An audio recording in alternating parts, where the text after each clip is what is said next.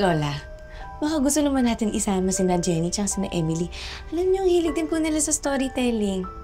Shh! Hindi maaari. Wala dapat makaalam ito kung hindi ang panganay na anak lang ng pamilya natin.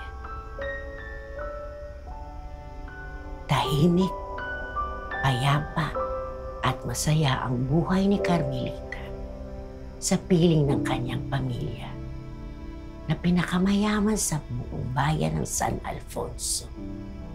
Ipinagkasundo siya ng mga magulang niya kay Juanito Alfonso, anak ng Gobernador Silio.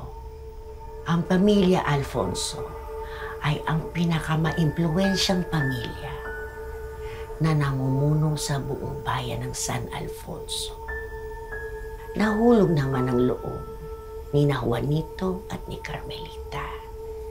Kaya hindi naging problema ang pagkakasundo sa kanila.